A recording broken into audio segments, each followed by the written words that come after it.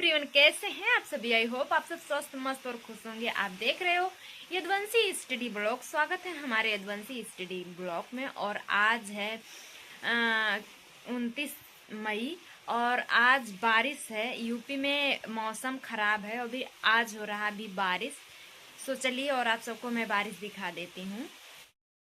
ये हो रहा है बारिश और यहाँ से मेरा न्यू घर दिख रहा होगा, जो सबसे लास्ट में पीछे दिख रहा है माटी वगैरह, वो है मेरा न्यू घर जो बन रहा है अभी। और आज बारिश की वजह से बंद है।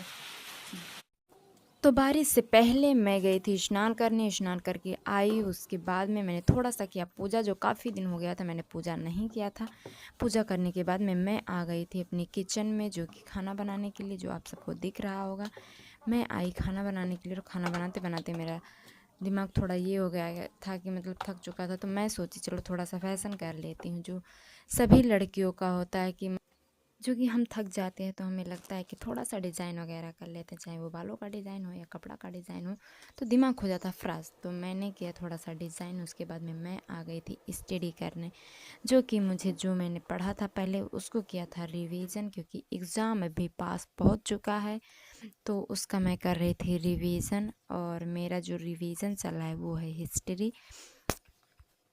तो मैं पढ़ते पढ़ते मुझे आ गई थी नींद, जो कि मैं गई थी सो। और सोकर उठने के बाद में मैंने अपना फेस वगैरह धुला। उसके बाद में काम था, जो झाड़ू पोछा मुझे करना था शाम के टाइम, उसको मैंने किया था। झाड़ू पोछा घर का जो काम वगैरह था, और काम करने के बाद में ये जो घर का काम होता है ये कितना ही कर लो, साफ़ सफाई वगैरह जो भी आपको करना है वो डेली आपको उतना ही गंदा मिलेगा। डेली साफ़ करो, डेली गंदा होता है। सबसे ज़्यादा टाइम तो हमें लगता है घर में ही बर्बाद होता है। चलो बर्तन धो लो, झाड़ू पोछा करो, डेली करो, डेली वो चीज़ गंदा हो जाता है। और इतना बुरा लगता है कि मतलब सारा टाइम मेरा यही लेकर जाता है, कम से कम 2 से 3 घंटे का टाइम घर में ही लगता है। और कहीं गलती से पड़ोसियों को ये पता लग जाए कि आप काम नहीं कर रही हैं और पढ़ाई कर रही हैं, तो क्या ताना मिलता है भाई, उसको बता ही नहीं सकते कि अरे ये अपनी बेटी से काम करवा नहीं रही हैं, ये पढ़ा रही हैं। बेटियों को पढ़ाना ज़्यादा अच्छा नहीं होता है, बेटियों का मन बढ़ जाता है। मतलब ऐसा ऐसा ताना गांव में मिलता है। शहर का तो मुझे नहीं पता भाई, क्योंकि मैं शहर से नहीं हूँ, मैं हूँ गांव से। और गांव में क्या क्या सुनने को मिलता है ये शायद आप जितने भी लोग गांव से होंगे उन्हें पता होगा कि गांव का सिचुएशन कैसा होता है। तो मैं काम वगैरह करने के बाद में मैं आ गई थी दोबारा स्टडी करने। अब की बार जो मैंने लिया था वो ज्योग्राफी था, जो कि मुझे याद करना था। तो मैंने ज्योग्राफी किया, और करने के बाद में मैं शाम के टाइम कुछ थोड़ा सा लाइन्स बोली जाती हैं लोगों से, आपने कभी ना कभी सुना होगा कि जिस रास्ते पे चल रही उस पर है छल पड़े, जिस रास्ते पे चल रही उस पर है छल पड़े, कुछ देर के लिए मेरे माथे पे बल पड़े, हम सोचने लगे कि यार लौट चले क्या, हम सोचने लगे कि यार लौट चले क्या, फिर सोचा यार छोड़ो चल पड़े तो चल पड़े।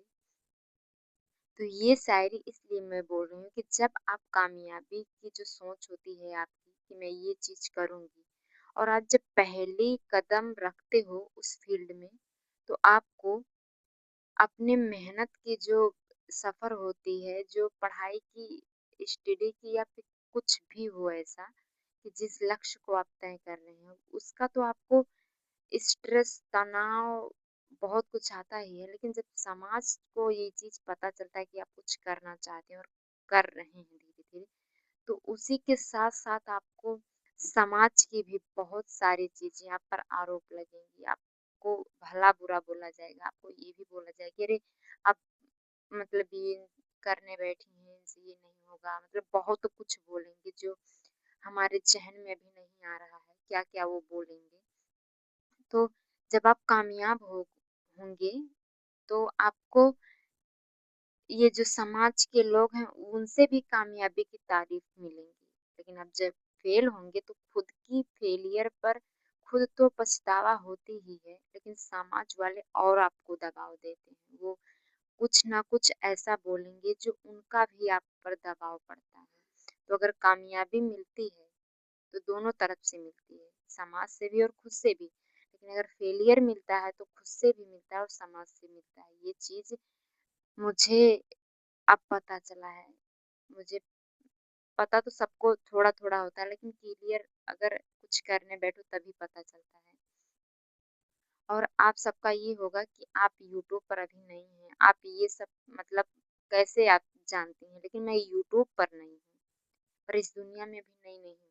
मैं 21-22 साल की एज की लड़की हूँ, तो मैं इतना तो जानती हूँ कि जब से मैं जन्म ली हूँ, जब से मेरी होश ऐसी हुई है कि मैं लोगों को पहचानती हूँ, जानती हूँ, तब से कुछ ना कुछ ऐसी होती है अनहोनी जो आपको कहीं न कहीं बोल दिया जाता है, आपको हर्ट करने के लिए, आपको तकलीफ में देखने के लिए लोग कुछ ना कुछ ज़रूर बोल देते हैं।